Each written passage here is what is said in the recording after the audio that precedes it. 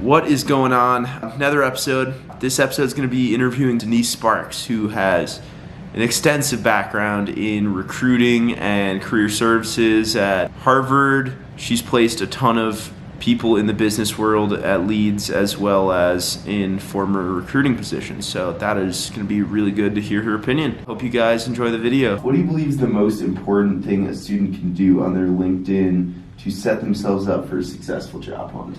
Okay, I have a few. Obviously, a picture is first and matters. Names that match up. So if your name is William Smith and on your resume you have William Smith across the top, but your LinkedIn profile is Bill Smith or Billy Smith, no one will ever be able to find you. So consistency in your names. If you go by a different name or if you shorten your name, that matters, or you won't be found. Putting your LinkedIn URL on your resume, we've had recruiters tell us they want it up there. Obviously, that also avoids the confusion of where are you. No typos, not one typo, no grammar mistakes, no typos. That is an immediate not good. And then a bio that is concise. We do, for students, believe in bios. Your experience doesn't always speak for itself, so sometimes you do have to speak for it. So this is a little mini cover letter in a way. And it definitely needs to be concise. No one wants to read a gigantic dissertation or paragraph about you. And some things to cover definitely would be, what you're looking for in an internship or a job. But also we think adding personal information helps for them to kind of see who you are as a whole person. And then also campus involvement. A lot of times students forget to add that to their bio. I think people want to hire well-rounded individuals, so that helps with showing everything that you're involved in on campus.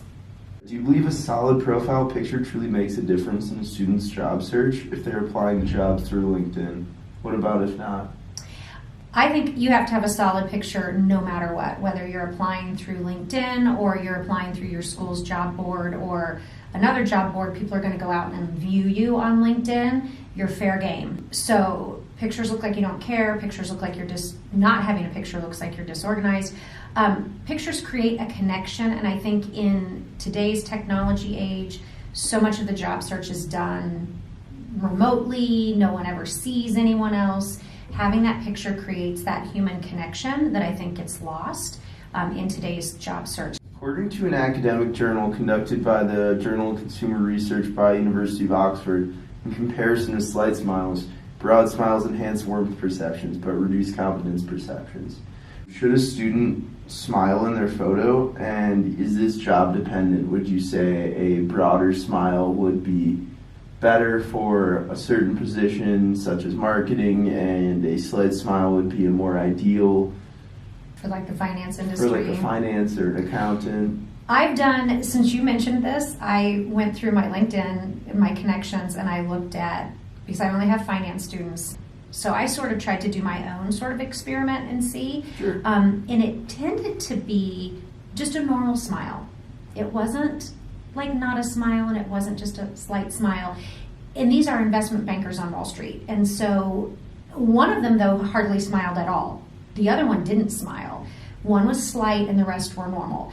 From what I found, it's more personality. But I think the marketing tend to be, they've got the mountains in the background, the trees in the background, but most of them have big smiles, and you see more of the person and background, whereas finance and accounting tended to be very just headshots up close. But I think following what you see the people in the industry that you want to be in doing is a good rule of thumb. So if you want to be in brand management and you're a marketing major, go look at those profile pictures and see what what people are doing. But lastly, no smile at all. And I polled several people in the office. We wouldn't want to work with someone that's not smiling at all. According to the research article, The LinkedIn Endorsement Game by Sage Journals, which surveyed 120 participants from different regions of the world, participants were asked to express general reasons why they endorse somebody on LinkedIn.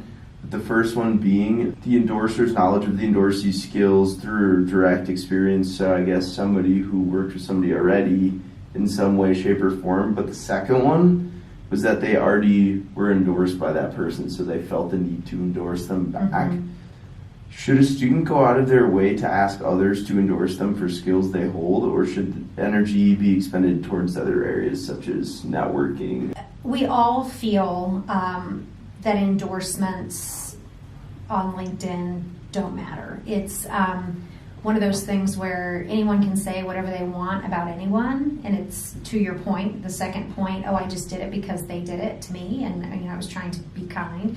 Also, that space and time could be better utilized for actual recommendations. So when we do see, we've had employers say, when a student has a recommendation on their LinkedIn profile from like their previous internship, that actually is real.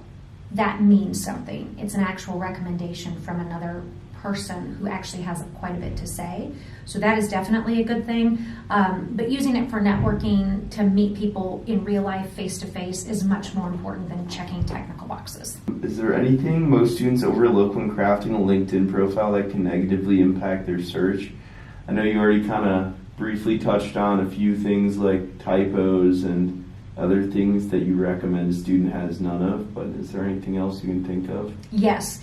Keeping it relevant and keeping it updated. Is less more. So should a student try to be as descriptive as possible when under, I guess, the job headings, or should they try to keep it as concise as they can? Descriptive. We want the job bullets on your LinkedIn profile under the job that you had to match your resume exactly. So we want bullets that are easy to read with the actual tasks and responsibilities and projects that you worked on.